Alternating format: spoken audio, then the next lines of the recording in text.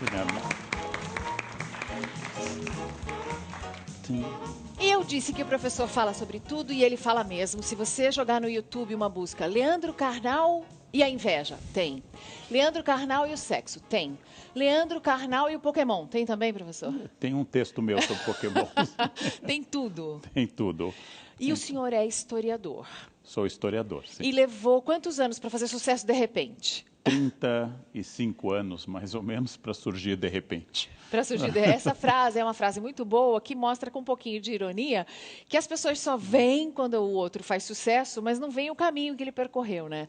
Então são 30 anos de estudos, de aulas e aulas que fazem muito sucesso. Hoje o senhor dá palestras no país inteiro. Dou palestras no país inteiro, dou palestras fora também. Existe hoje uma demanda muito grande por uma explicação mais séria, mais ponderada. Eu acho que isso tem a ver com o momento que nós estamos vivendo. Grandes professores, muito maiores do que eu, também estão fazendo vídeos e palestras. E acho que é uma demanda muito qualificada de gente que quer explicações que não sejam as de senso comum e as cotidianas. Elas querem explicações em aula falada, né? Porque elas não querem ler o livro ali. A gente está numa época mais preguiçosa. É verdade, mas se pensar, os jovens nunca leram tanto como hoje. Os jovens passam o dia lendo. Tudo bem que frases curtas, mas passam o dia lendo no celular. Não, meu filho lê aqueles livros, R.R. Martin, lê livros grossos, mesmo a molecada que lê Harry Potter, os livros são grandes, eles Acho até que há leem. uma demanda, cresceu essa demanda por livros, livros virtuais, livros reais em papel, mas acho que há uma vontade de participar do mundo que tem muitos aspectos positivos. Todo mundo tem opinião, todo mundo quer dar essa opinião, e de fato a leitura sistemática, o esforço, essa é um pouquinho mais complicado. E as pessoas estão entendendo que para dar opinião é preciso se informar sobre alguns assuntos, não basta simplesmente vomitar alguma coisa. As redes sociais, o senhor acredita que, diante da exposição de opiniões nas redes, as pessoas acabaram criando para si uma necessidade de se educar um pouco mais para poder participar dessa... Eu não tenho notado uma preocupação enorme de embasamento para poder dar opinião. Eu tenho notado uma vontade, que a gente chamaria de narcísica, orgulhosa, de ter opinião e de expressá-la. Mas eu acho que numa democracia viva como a nossa, imperfeita como toda democracia, nós temos as condições de educar um pouco mais a nós todos, não apenas as pessoas que participam nas redes, mas a nós todos, para que a gente possa emitir opiniões mais abalizadas e ouvir, aprender, e quando eu tenho algo a dizer, isso é muito bom, isso é muito positivo. Eu vou mostrar alguns livros do professor Carnal. Esse aqui, A Detração, é um breve ensaio sobre o mal dizer. Esse é sobre a fofoca. Sobre é gostoso? Tem aqui a origem do prazer de falar mal do outro? Sim, tem uma análise desse prazer, uma análise de grandes fofocas, tem uma análise da responsabilidade da imprensa com a maledicência, tem uma distinção jurídica entre calúnia, injúria e difamação, tem uma questão sobre as redes, tem de onde também... vem esse prazer de falar mal do outro? Bom, em primeiro lugar, quando eu falo mal, por exemplo, para você de outra pessoa, vamos pensar que nós estejamos falando mal de alguém que está lá, por exemplo. Ali perto do Theo. Por exemplo, eu imediatamente me sinto identificado com você porque um inimigo em comum nos torna mais próximos. Segundo, ao falar que o Theo tem defeitos, eu estou dizendo que você não tem, é um elogio a você. Fica implícito, fica subentendido na cabeça de quem ouve. Uma capacidade de você formar alianças. E aí você, ao fazer a fofoca, forma alianças. Homens e mulheres são profundamente fofoqueiros. Homens também, né? Homens também. Só varia um pouquinho o objeto, mas homens e mulheres são profundamente fofoqueiros.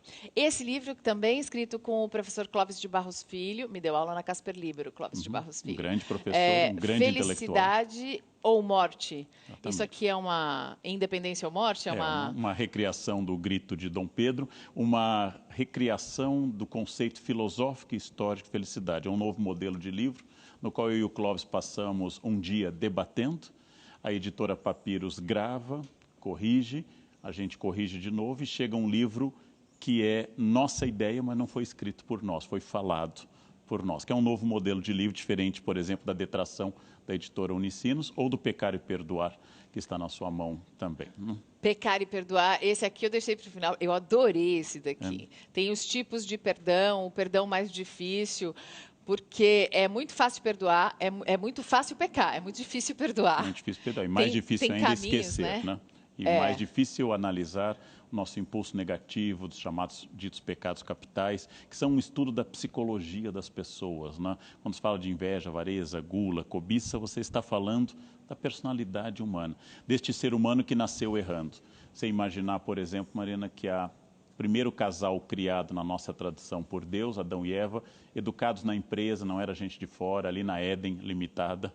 Este casal só tinha uma regra para seguir, este casal infringiu a regra. Expulsos da empresa, demitidos por justa causa, eles foram para o exterior e lá tiveram filhos e um filho matou o outro, 50% de homicídios. Essa é a primeira família humana, a mais perto de Deus, a mais próxima da criação. Então, a sua e a minha não são tão difíceis assim, né? A gente até que não tem tantos problemas como tiveram Adão e Eva, Caim e Abel. E esse bom humor, esses exemplos bem-humorados, esse componente mais lúdico das palestras e das aulas do professor Karnal são parte do sucesso, né? É meio caminho para o sucesso, aqui no Brasil, pelo menos, brincar enquanto fala de alguma coisa séria. Os latinos, Mariana, dizem que a gente atrai mais moscas com mel do que com vinagre.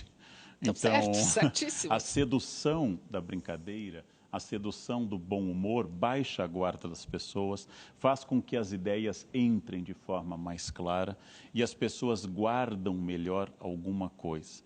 Então, isto é uma estratégia retórica, que é o apelo à comédia como forma de explicar coisas sérias. É claro que a gente pode pensar numa aula inteiramente séria, não é problemática, mas se você quer atingir as pessoas, você deve oscilar entre as partes sérias e as mais cômicas. Professor. Na época em que eu era estudante, isso só faziam no cursinho, né, Theo? Só os professores de cursinho eram legais, só os professores de cursinho faziam brincadeiras.